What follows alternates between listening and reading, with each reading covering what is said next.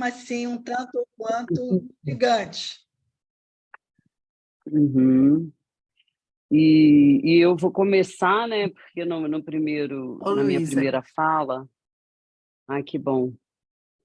Na primeira fala eu falei um pouco sobre a minha abordagem é trazer um pouco da arte contemporânea nessa questão da desumanização, trazendo essa realidade que a arte contemporânea faz, né? E esse paralelo entre a psicanálise.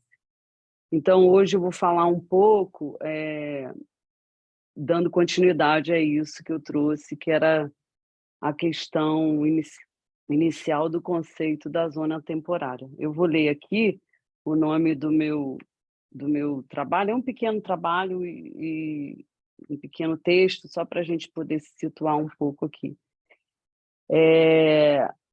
Chama A Verdade do Inconsciente na Arte Contemporânea.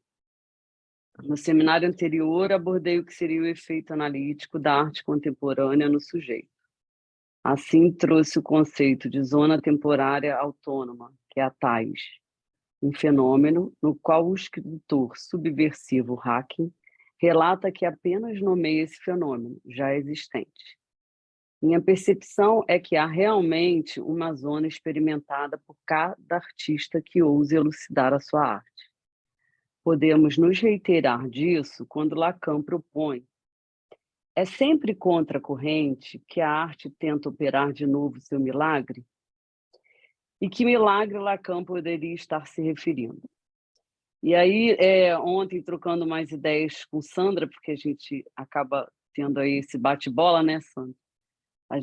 Ela me falou para mim que ela tem uma hipótese para esse milagre. Eu levantei a minha, estou aguardando a dela. Aliás, eu levantei alguns milagres, mas tem aquela história, né? Falo santo, mas não falo milagre, mas não falo santo. Seria o milagre de demonstrar pela obra a operação mais radical e interessante do sujeito? Pois é na obra que o sujeito expressa com seu próprio sentido o efeito de uma manifestação do inconsciente, tendo o sujeito espectador conduzido ao encontro com um artista que se entrega ao seu próprio destino, o inconsciente, escrevendo, pintando ou esculpindo. Essa é a interação entre quem faz e quem olha.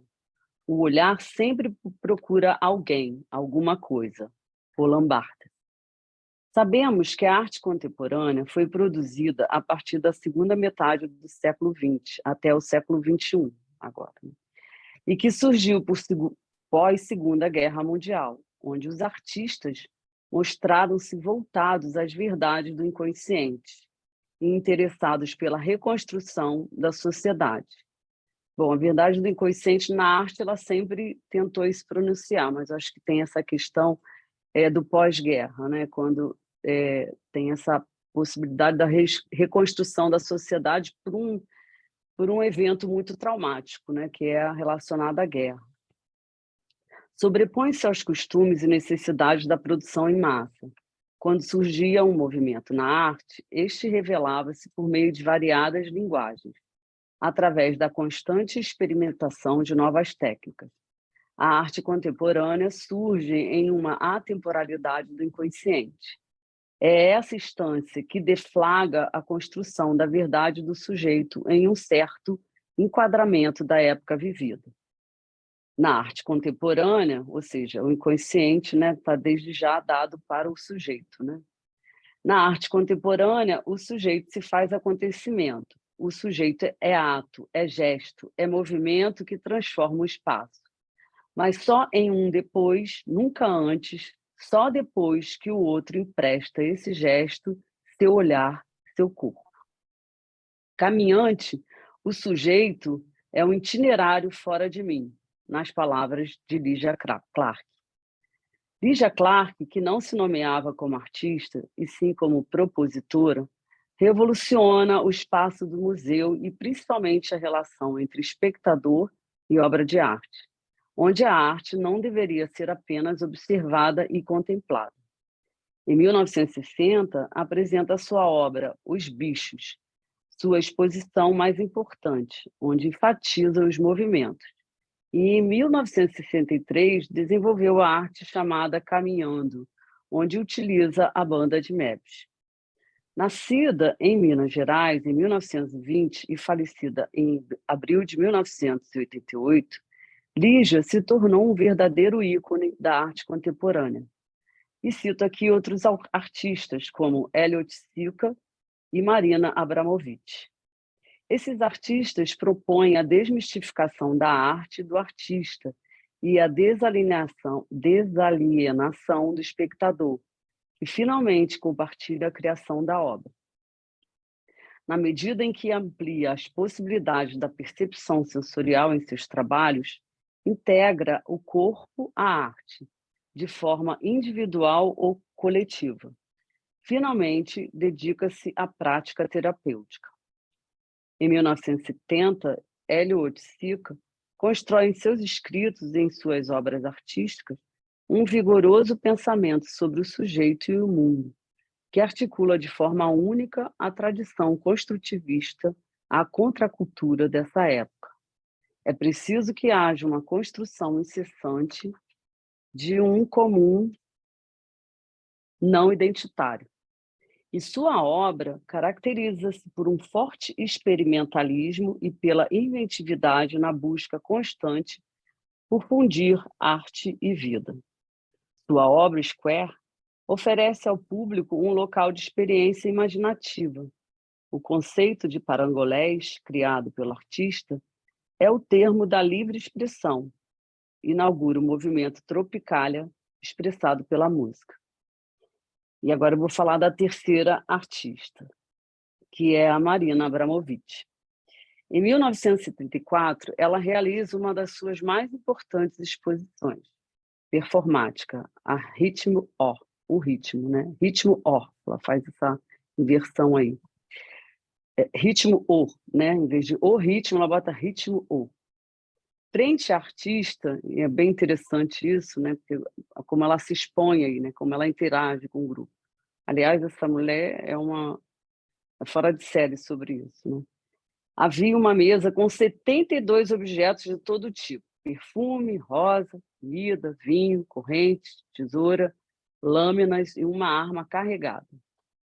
As instruções eram: há 72 objetos na mesa que se pode usar em mim como quiser. Eu sou o objeto.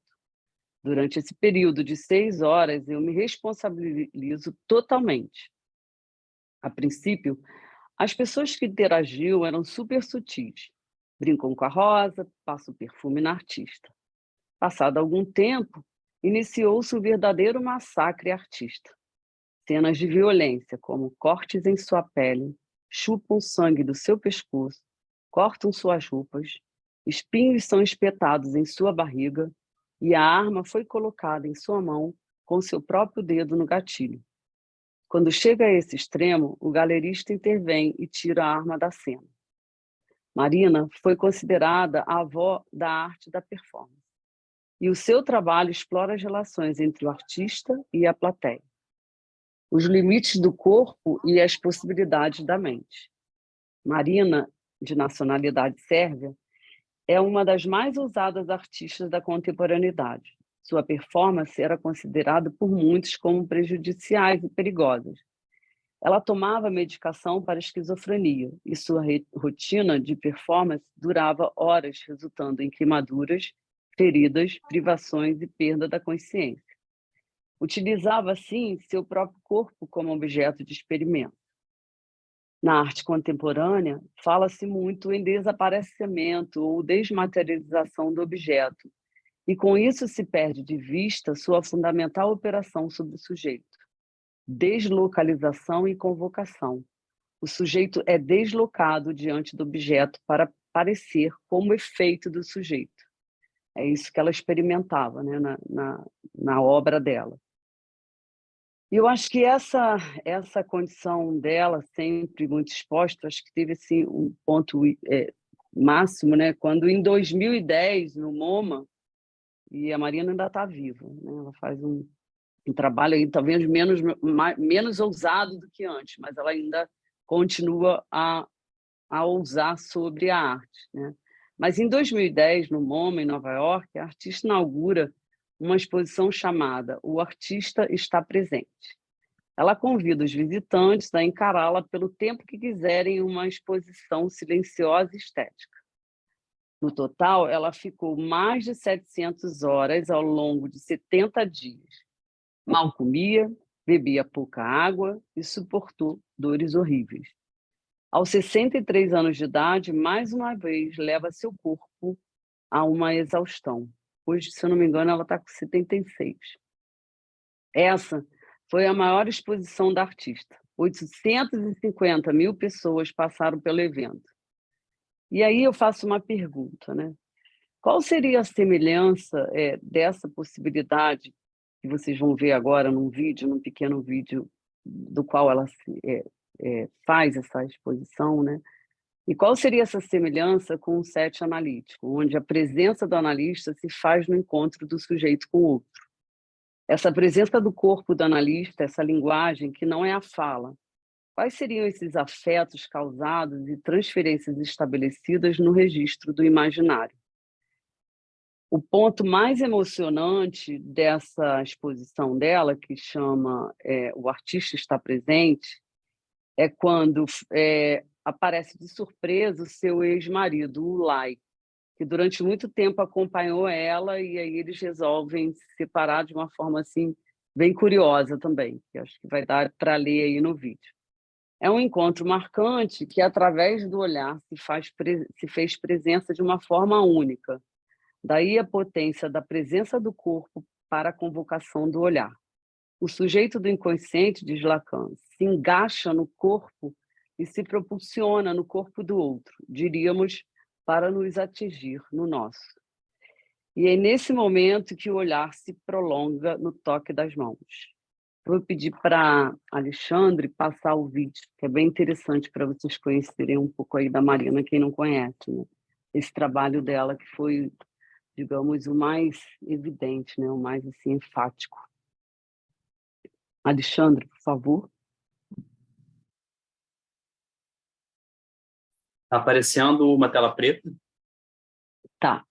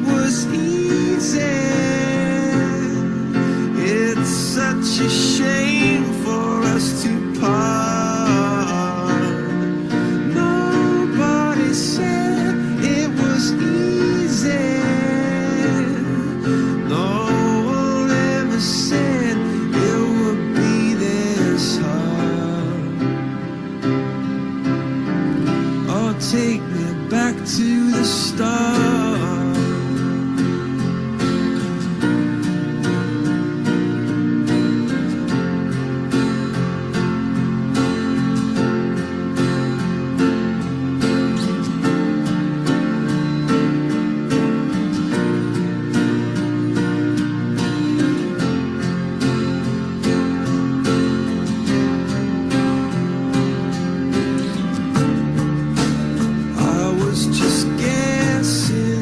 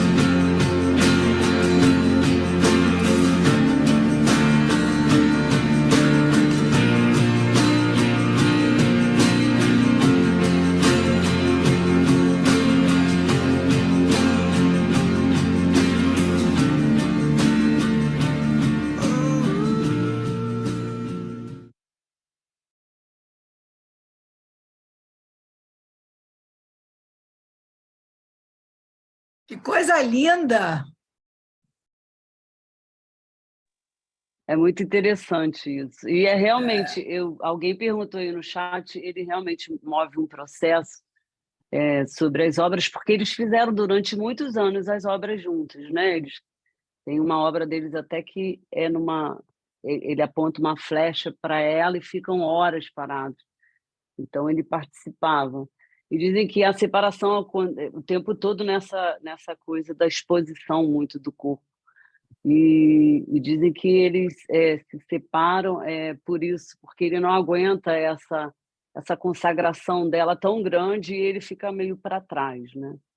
Então teve isso mesmo, ele entrou, mas ele faleceu de câncer. Ó, agora eu passo a palavra à Sandra e a gente depois abre para o debate. Obrigada, Eu gente. estava vendo que ela trabalha até hoje. Trabalha? Sim. Trabalha até hoje.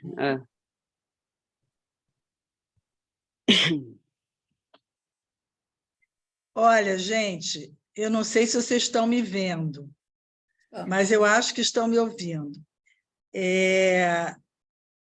Um trabalho muito bonito que a Cláudia apresentou, em que a gente vê uma confluência, né, tanto do momento de violência do espectador, quanto a captura de um olhar amoroso, né? É um movimento muito bonito nesse trabalho, achei lindíssimo.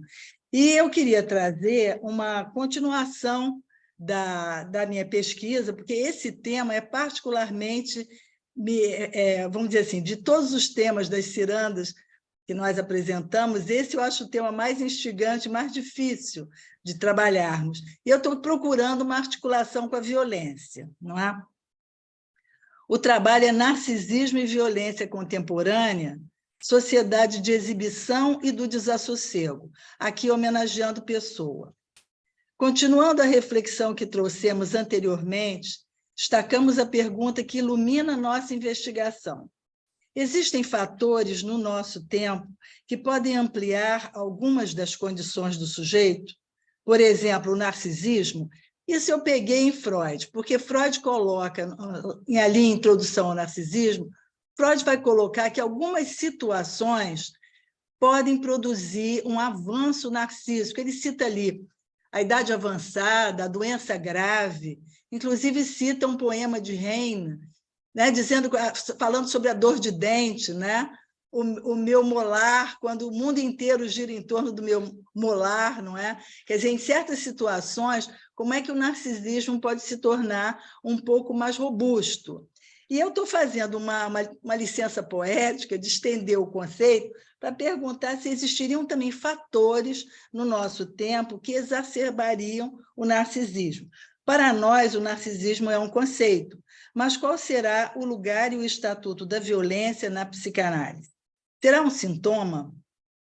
O lugar da exceção? Ou pode ser um apontamento a uma possível ruptura do laço social? A palavra narcissus não tem origem grega, e sim mediterrânea, mas o radical narque, em grego, significa narcótico, dando origem a uma família com o prefixo nar, como narcose, narcótico, termos relacionados à flor narciso, que fenece depois de uma vida breve, é venenosa e seu perfume a entorpece. Já a primeira definição de narcisismos foi apresentada por Paul Nack, em 1899, e antes dele, Havelock Ellis, que eu acho que foi em 1892. Freud, quando decidiu pesquisar o assunto, verificou que o termo estava associado a uma perversão, aquele que trata o próprio corpo como objeto de amor. A abordagem freudiana, no entanto, partiu de uma ideia muito diferente. Situou o narcisismo como um conceito e definiu-o como uma fase do desenvolvimento, que em todos nós deixaria vestígios. Essa palavra estou colocando entre aspas, porque foi da tradução. Quer dizer, deixaria vestígios, ela não passa simplesmente. Em cada fase do nosso desenvolvimento, ficaríamos com vestígios. Componentes narcísicos seriam, então, parte de todos nós. Numa certa medida, permaneceríamos narcisistas, ainda que em alguma medida retificados. Do mito de Narciso, presente nas Metamorfoses 3 de Ovídio, Freud retirou a principal ideia, a base narcísica do amor. Amo a mim mesmo no outro e ainda que o narcisismo é fundamentalmente a relação com a imagem. Freud inspirou-se num quadro inglês da era eduardiana, em que os policiais interrompem o trânsito para deixar passar um carrinho de bebê, para nomear essa fase em que o bebê é Sua Majestade. Sua Majestade, o bebê, o eu ideal. O eu ideal é um estado de encantamento que traz um toque exibicionista, a captura do olhar do outro. Para Giddens, a ampliação do narcisismo é a primeira consequência da sua influência mercantil sobre o sujeito. Como isso se daria? Trazemos aqui as palavras de Lesch. A cultura organizada em torno do consumo de massa estimula o narcisismo. Reduz o sujeito à condição de sujeito do consumo. Além disso, promete aquilo que o narcisismo mais gosta: charme, beleza e juventude. De acordo com o autor, a cultura burguesa do século XIX reforçava padrões anais de comportamento, a estocagem de dinheiro, de mantimentos e as práticas de controle, tão bem descritas por Foucault. Já a cultura do consumo de massa, que se estabeleceu a partir do século XX, recria e estimula padrões ligados à oralidade, sobre as quais o sujeito regredido vê-se assolado por necessidades imperiosas. Precisamos a cada momento de mais itens para viver. Ao fomentar o registro da necessidade, a cultura instiga o sujeito, fazendo renascer nele a criança infatigável. O quero porque quero. Sob o discurso do mestre capitalista, o sujeito é incentivado a consumir, sendo-lhe acenada a ideia de completude com a posse do seu objeto do desejo, insinuada pela publicidade. Eu falo insinuada porque eu uso muito eufemismos, mas, na verdade, a publicidade é invasiva, quase que impõe uma ideia de que você, ao comprar aquele carro, você compra todo o charme do ator, né, a vitalidade, a popularidade dele.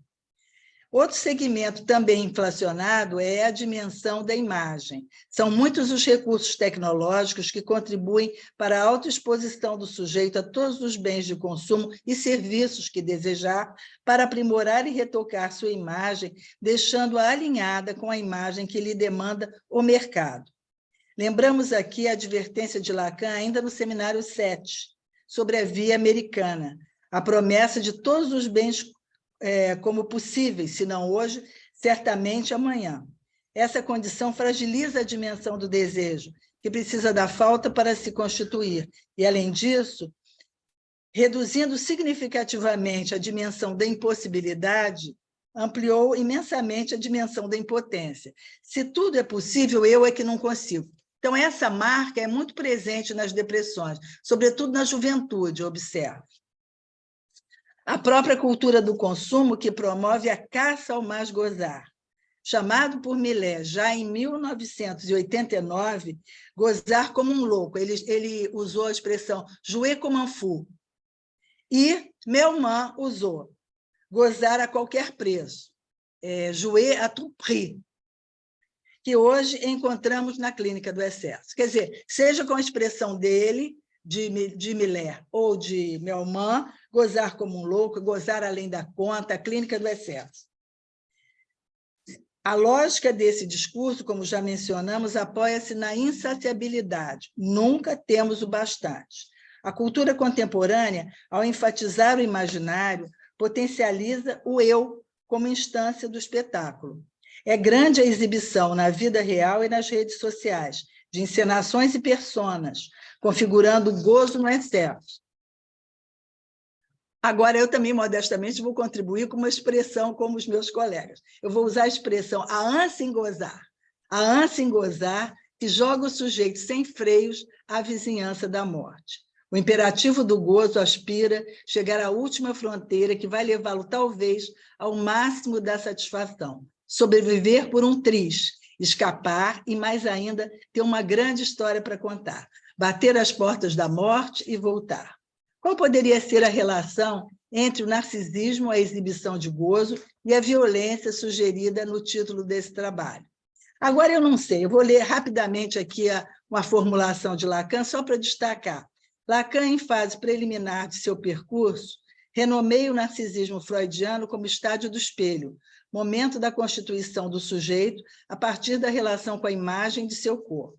Mais adiante, em 53, ele nos adverte que o estágio do espelho não é apenas um momento no desenvolvimento, como situou Freud.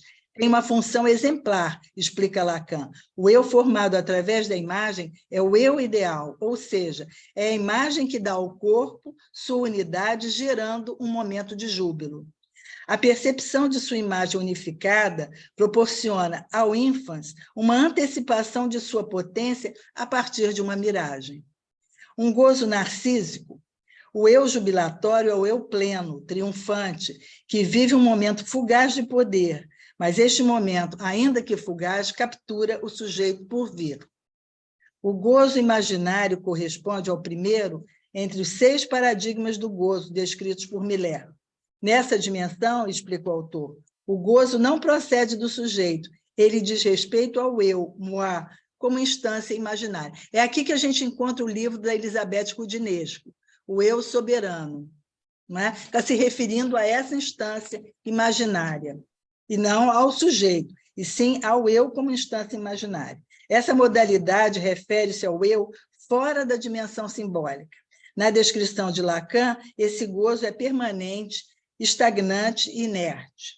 O encobrimento da falta entorpece, fascina, podendo imobilizar o sujeito, como ilustra o mito de Narciso, que, siderado pela imagem de perfeição refletida no lago, imobilizou-se vindo a morrer. Se ampliarmos o conceito tão bem sistematizado por Freud e Lacan, poderemos dimensionar o ponto de articulação entre o narcisismo e a violência. Quanto mais narcísico o sujeito, maior o potencial de violência. Então, isso nós podemos ver em vários aspectos, mas a mim fica muito nítido na política, não é? Quando você vê uma regressão do sujeito, um sujeito com um narcisismo robusto, ele vira um pequeno tirano, ou um grande tirano, pode virar também. Né? Sabemos que os recursos tecnológicos em franco crescimento no nosso tempo favorecem a expansão sem limite do imaginário, a busca sem fim da exibição da própria imagem, a prática do espetáculo, aqui citando Debord. No momento em que os laços com o simbólico mostram-se enfraquecidos, o nome do pai em declínio e o sujeito à caça do mais de gozar, tudo isso resulta em somatório numa cultura onde a violência avança sem qualquer lei. A prática clínica continuada desde as últimas décadas do século passado permite-me dizer, com auxílio de Lacan, que algo mudou, algo da ordem da lógica que nos rege. Vejo a clínica hoje sujeitos à deriva, que abrem as portas de sua casa e de seu corpo ao alto risco. Mais, sempre mais, é o imperativo do mestre capitalista, legitimando a modalidade do gozo a mais. O ilimitado que flerta com a mania tem agora o nome de lazer. Questiona-se, inclusive, se somos regidos hoje pelo recalque ou se pela exibição de gozo. Olha, eu agradeço a vocês. Se vocês quiserem, eu posso dar um pequeno exemplo clínico, mas eu não sei se é melhor abrir para o debate, porque o trabalho foi tão rico da Cláudia com a Marina aí. Não, você fala, dá o exame clínico. É ótimo. Olha, eles são frutos da minha escuta de casais. Né? Então, nesse século, mas na primeira década desse século, eu atendi um casal que me procurou para falar de sua filhinha. E eu os ouvi, eu os recebi no consultório. E eles falaram que eles tinham uma garotinha, só essa menina, de 8 anos, e que a garotinha tinha um desenvolvimento normal. A garotinha estava na escola, tinha amigas, tinha vida social, estudava natação, aprendia inglês. Enfim, ela tinha uma série de... Ela nas avaliações escolares, ia bem. Então, eu perguntei ao casal o que os preocupava, né? Que eles tinham vindo ali para uma conversa, para uma entrevista. E a mãe me falou, o ritmo. Ela faz tudo isso normalmente, mas eu noto que ela não tem ambição. É uma menina que, se tiver que estudar para uma prova, ela estuda, mas ela não faz questão de ser a primeira. Se a amiga pegar um brinquedo, leva, porque ela não faz questão de ficar com o brinquedo. E se ela nada, ela não se incomoda em ser a penúltima ou a última. Ela está completamente sem ritmo. Eu tenho medo, e o pai concordando, que ela fique aquém das demandas do mercado. Que ela fique aquém das demandas do mercado. Quer dizer, esse foi um extrato de uma escuta, que eu sempre fiz a escuta de casais em paralelo à minha clínica de adultos. E aí a gente corta bem no modelo ali da performance que a Cláudia trouxe e vamos passar para o segundo casal, que foi bem mais recente, uma história completamente diferente, porque, na verdade, era um casal com, acho que, 30 anos de casado, né? Mas, no entanto, eles não eram idosos. Era um casal que tinha se conhecido e tinha se casado, os dois muito novos realmente. E, num casamento de 30 anos, foram vivendo vidas muito afastadas, né? E todos dois faziam análise, e foram ao meu consultório para fazer uma separação. Não consultaram apenas a mim, porque eles tinham também advogados, porque o rapaz tinha progredido muito como empresário, tinha virado um empresário extremamente bem-sucedido. Então, enquanto eles discutiam ali a relação para finalizar sem um litígio, eles também, com seus advogados, dividiam lá o patrimônio deles e tal. Bom, eu atendi esse casal, ficou combinado. É sempre um momento doloroso, né? De você concluir um vínculo duradouro. Eles tinham uma família, não é? Tiveram 2 filhos. E nós concluímos aquela etapa, foram algumas sessões que eu fiz com eles, claro, passando por todas as etapas, a etapa do desabafo, a etapa da ameaça, e, por fim, uma dolorosa conclusão do relacionamento, porque viveram muitas coisas juntos, né?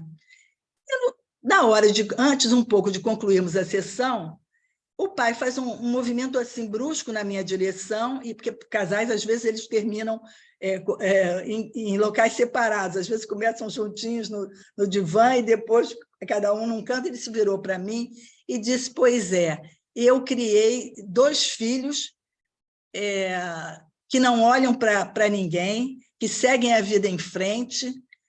Eu criei 2 filhos individualistas. Eles são 2 vencedores, eu tenho certeza disso. Vão continuar os negócios, eu tenho certeza que eles não olham para ninguém, mas eu estou só.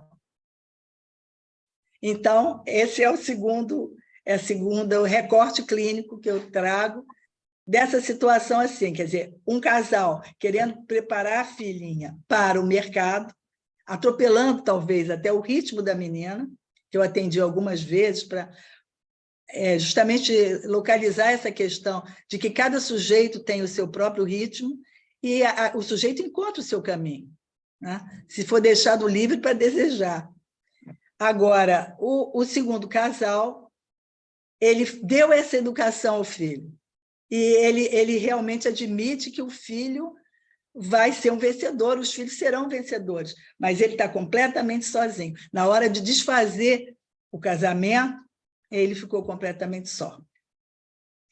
Então, eu acho que a nossa profissão é privilegiada, porque enquanto nós estamos ouvindo nossos pacientes, pela janela do tempo, nós estamos acompanhando também a mudança, né? Nos costumes, nas injunções e nos imperativos. Os imperativos que a cultura impõe, inclusive através da publicidade. Então, você vê como é que cada pessoa vai receber e expressar, né, aquela condição social ali. Então, é um duplo prisma de visão, eu diria assim. E agradeço a escuta e a atenção de vocês todos. Podemos abrir, né, Cláudia, para os debates. Parabéns. Sim, com certeza. Adorei. Adorei esse significante, Sandra, ânsia em gozar, porque eu achei assim muito do jovem de hoje. Muito. Chega ao desespero, Cecília. E não perder, em aproveitar. Uma coisa, eles têm que sair toda noite, eles têm que sair e O significante bêbado e trêbado É orgulho, orgulho, Uhum. uma orgulho coisa de isso. ficar trêbado. E E isso outra cai na coisa que eu achei... sexualidade também, né, Cecília? Não, Quando eles também, falam quando as também. mulheres ficaram, né? Tem isso, né, da Isso. questão. Nossa, está namorando uma, fica com outra na Abrindo o corpo ao frente. alto risco. Sim, Ficou de sim. louco.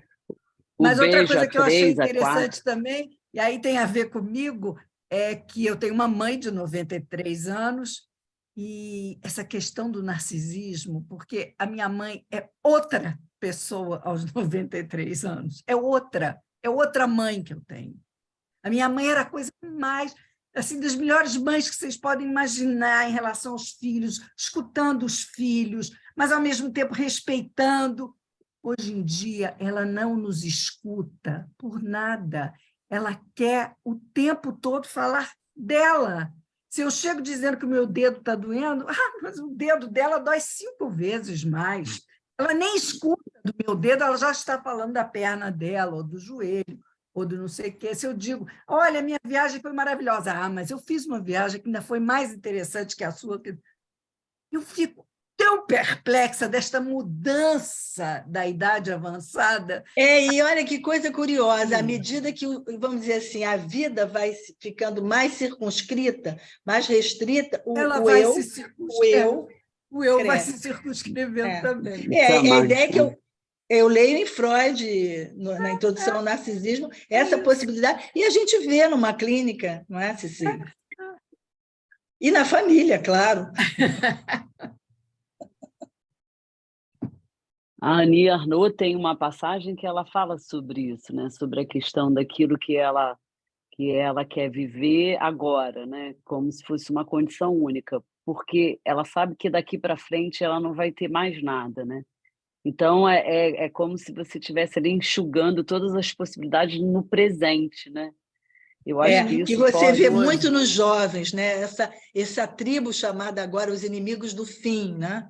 O cara que fala, não, eu já estou indo aos churrascos levando colchonete, já faço parte dos inimigos do fim. Inimigos O do fim. orgulho, que é não acabar a festa. A Não festa pode tem que Não virar acabar o rei. gozo, né? Não, porque tem que ficar trêbado. Exatamente. Uhum. E a gente fala um pouquinho dessa questão da arte, né, Sandra, hoje mais cedo, como esse mais de gozar entra também na arte contemporânea, né? Porque tem ali algo que A Marina, essa explicita. A coisa Marina. pode me furar, pode me queimar, sim, pode... sim. 72 objetos ali expostos. Agora você vê como é que a gente pode entender a condição do sujeito numa radical posição de objeto, né? Não é? Uhum. Muito Exatamente. interessante isso. Levando parafusos, levando, finalmente você repara o negócio da arma, espinhos. Não, uma arma, como se diz, com bala. Com bala, E o espectador bota na mão. o revólver na cabeça, segurando o gatilho. Aí que Você o repara galerista isso, Cláudia, não tem freio nenhum. Não tem. Quem teve que interferir foi o galerista. Exatamente. Que pega no ato de desespero mesmo e joga a arma pela janela. Eu falei, gente, se vem um doido e pega ainda vai metralhar a performance. Putz, grila. Mas tem uma coisa interessante dessa performance dela, que eu li também, eu achei muito, muito bacana, que dentre essas 850 pessoas que visitam, um senhor vai lá só para pegar lugar na fila. Ele pega lugar na fila e quando chega a vez dele, ele passa para o próximo. Você vê que coisa interessante também, no meio de... Aparece dessa loucura solidário. toda, aparece alguém ali disponível à alteridade mesmo, a servir o outro. Assim, uma coisa linda isso, né? Então, nem tudo está perdido, né? Nem na arte, verdade. nem em lugar nenhum. Por isso que a gente insiste, né? Pessoal, não querem falar alguma coisa, conversar? Ninguém, os trabalhos evocaram alguma associação? Seria interessante a gente poder Oi. Bom, fala, Ana fala, Paula. Ana Paula. Ana Ana Paula. Paula. Eu quero só comentar que essa exposição ela circulou muito no Instagram. Eu cheguei a ela por ali. E tive um comentário de algumas pessoas próximas que viram, e que não são pessoas que frequentam muito ambientes de arte, exposições, mas essa exposição chegou via Instagram. E como afetou pessoas, né? Então, assim, somos feitos de carne, mas temos de viver como se fôssemos de ferro, né? A arte que dissipa nas redes sociais, que toca, então, pessoas que não iriam numa galeria de arte, mas que, de uma certa forma, foram afetadas. Então, é do contemporâneo também, né? É uma outra via Exatamente. de acesso. Era só essa passagem que eu queria Que é comentar. muito É uma bacana via isso. de acesso privilegiada, né? Porque tem a questão aí da disponibilidade dela ali para aquela questão do olhar, né? Porque ali as pessoas ficavam ali só para trocar olhares, né? Uma sensibilidade tremenda, né, nisso, né? Convocando essa coisa, né, da pulsão mesmo, né, do silêncio, né, daquele momento único ali, né? E que é muito Exato. enfrentado também por gente, enfrentado que eu digo, né? É muito colocado na nossa clínica mesmo, né? Hoje mesmo a gente estava comentando sobre o silêncio, né? O silêncio frutífero, né, Sandra, lá na aula do Proust. A condição, muitas vezes, do analista silenciar, não é? Isso. É para ouvir, aberto à escuta, né? A escuta Ô, Cláudia, eu queria Ah. perguntar uma coisa. O que Lacan fala dessa coisa do artista demonstra sua obra, tem esse milagre? Por que milagre? Eu tenho uma hipótese. Eu estou aqui encasquetada com isso, que a Sandra hoje me pegou nessa e eu levantei alguma hipótese, mas eu quero escutar primeiro a dela. Olha, a minha é a Para mim, seguinte... milagre é uma coisa da ordem do impossível. Não, eu achei que é assim. É porque Lacan fala muito sobre o vazio, né? Ele gosta muito de arte oriental, Sim. aquela coisa do oleiro, que em torno do vazio ele cria um jarro no torno, né? E eu tenho a impressão que o milagre é assim, aparece algo onde não havia nada. Eu entendi assim, mas é por associação, entendeu? Ligando com os comentários dele de em torno do vazio, você produzir que o artista ele parte de um vazio, nem sempre, né? Pode partir de uma associação também. Mas, enfim, essas artes plásticas, assim, do nada vira alguma coisa, né? Então, eu ali fiz essa associação. a arte plástica é o produto, né? É o produto do artista, né? Nesse sentido, né? E aí eu pensei em alguma coisa, quando você falou, eu fiquei encasquetada, pensei naquela questão do como se eu botei aqui, qual seria o milagre, né? O milagre do olhar. Falamos do milagre, mas vou te dizer o milagre, mas não vou falar o santo. Né? Tem algo aí que não se diz, né? Daquele que falou o milagre, porque isso até um costume, é um chavão, né? Onde você conta uma fofoca, mas não diz quem é o santo. E aí eu pensei nessa coisa do sujeito oculto, até levantei isso para a Sandra, que esse sujeito oculto é quando, numa frase, você bota eu quero ver essa obra de arte, esse eu quero é como se ele se omitisse ali, né? Fica só o ver diante do sujeito. Eu pensei em alguma coisa relacionada a isso, né? E que aí,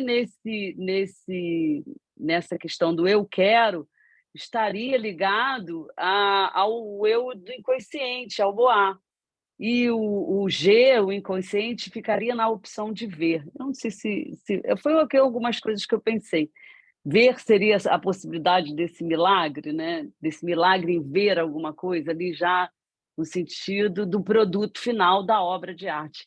Porque eu penso que a obra de arte é uma condição que fica entre o sujeito que faz e o sujeito que vê. Pensei nisso, o milagre seria a obra ali. E cada um faz do milagre alguma coisa. Foi isso que eu pensei. Hoje em dia, muito discutido na arte é a presença do espectador do olhar do espectador, Sim, sim. como fazendo parte também da vasta Da obra, né? interpretação da obra e das E, possibilidades interpretativas dela, né? e é isso que a arte contemporânea oferece, né? E o Luiz fala isso muito bem, O né? Luiz, O Luiz está pode aí falar muito bem do oculto sobre... retórico, porque esse negócio de Uhum. oculto ele conhece. E também quando ele fala sobre a possibilidade da literatura, né, Luiz? Cadê ele? Que o Luiz fala isso super bem, Eu que estou é aqui, essa... mas eu não ia fazer isso. Eu não ia Cadê falar o isso, não. oculto retórico que você conhece tanto esse oculto? Mas o oculto eu vou deixar de lado um pouco, só fazer um comentário que eu ia fazer, né, que você está falando do narcisismo e tal.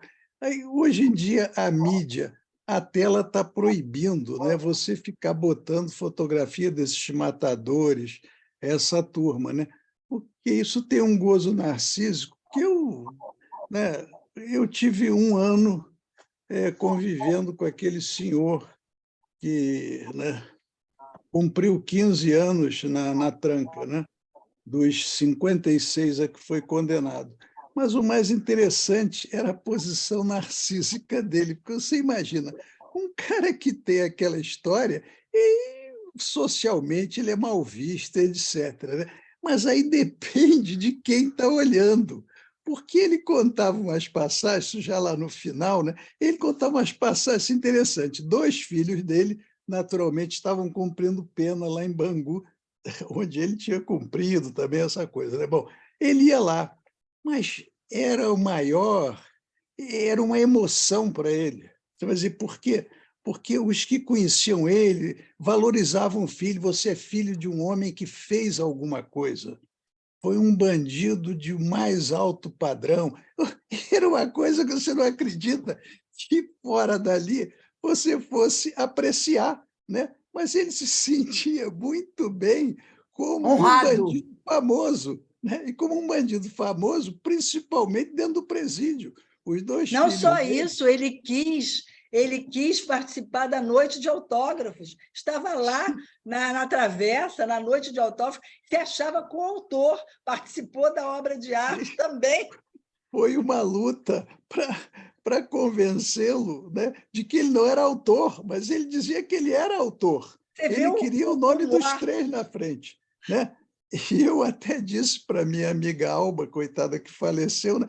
Eu disse a ela, bom, mas vem cá, vamos usar aquele termo comum. Se para amigo não serve, para inimigo pior ainda. Então ele vai à noite de autógrafo sem dúvida nenhuma.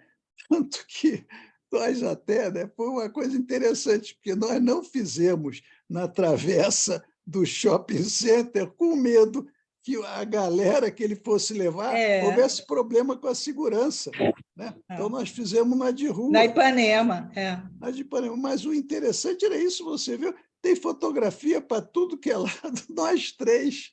Né? É engraçado, mas ele se sentia a pessoa mais importante do que eu, a Alba, e mais 10 juntos. Né? Olha, você sabe que o que mais me causa interrogação neste cidadão Ailton Batata é o fato dele ter se tornado um funcionário público decente, depois dessa coleção de mortes. Isso, para mim, é o mais enigmático.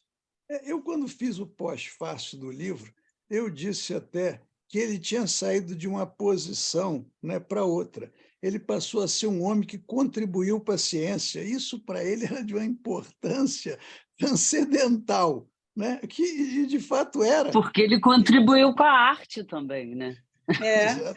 Assim ele fez acha, o milagre dele, né? Assim ele acha. Então, ele fez o próprio milagre, né? Eu diria até que essa minha convivência com ele foi uma experiência de vida, porque realmente eu nunca vivi nesse outro mundo, mas as informações que ele dava, aquelas histórias todas, e obviamente que o problema que eu digo daquele livro não é só ter escrito o livro, é o que não pôde ser colocado no livro. O que é que acontecia no nosso dia a dia lá na UERJ, né? Porque tem toda uma série de coisas, isso não pode, isso assim... É o making of. Tem um make-off proibidíssimo, né? Que não pode sair, não tem como sair, né? Mas é uma experiência de vida você ouvir, né, ou durante um ano que nós ouvimos ele, né, toda semana, né, e tudo gravado, etc., né, é uma experiência. Essa questão da posição narcísica, ele era, entendeu, valorizadíssimo. O dia de felicidade dele é o dia que ia visitar os filhos, porque pediam autógrafo para ele no presídio, pediam para conversar com ele pediam licença aos filhos para se dirigirem a ele. Ele era uma coisa assim curiosa. Mas é um narcisismo robusto, realmente. E mesmo nessa clandestinidade toda. Sim. Né? Isso com aquele grupo lá que foi eliminado por ele, né? Bom, que nem se deve falar muito, né? Porque Não, exatamente. Só foram 2 assassinatos e um constrangimento de testemunha.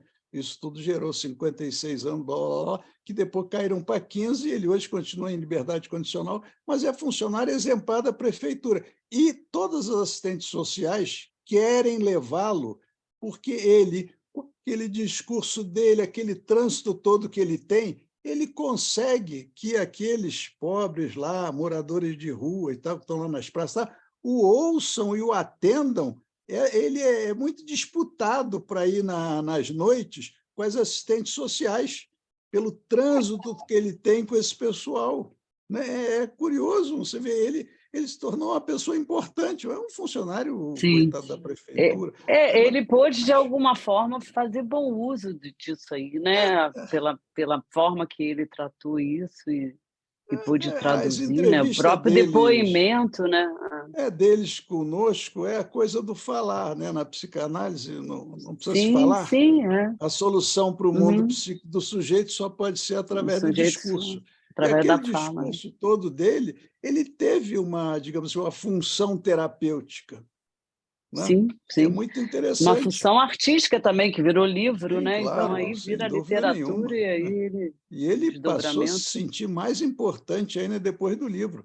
Nós até demos todos os direitos autorais do livro para ele, porque ele achava que ia ser uma figura importantíssima no mundo. Ele não conseguiu retificar o narcisismo dele. Ainda é um narcisismo cintilante, triunfante. O termo é triunfante. Não, e até porque, se ele fizesse essa retificação, era capaz de ele entrar num quadro depressivo total. Né? Era melhor deixar ele assim mesmo. Muita culpa, né? Aí não ia dar. Essa retificação não seria possível. Ali talvez não seja possível mesmo. Pelo menos eu vejo assim, né? Agora, é uma experiência de vida muito interessante, se eu posso garantir a vocês. Eu acho assim, Cláudia, nós estamos chegando, né, ao fim do nosso horário do Zoom. Sim. E não sei se há mais alguma questão, e eu acho que nós poderíamos concluir, né? Isso. Agradecendo a atenção de todos. Agradecendo, muito obrigada, gente. Foi ótimo. Na próxima, Luiz, semana que vem sou eu ou você? É você. Nem vamos discutir, é você. Tá ótimo. Então, até a Beijo, próxima. muito obrigada, gente. Beijo. Muito obrigada. Tchau.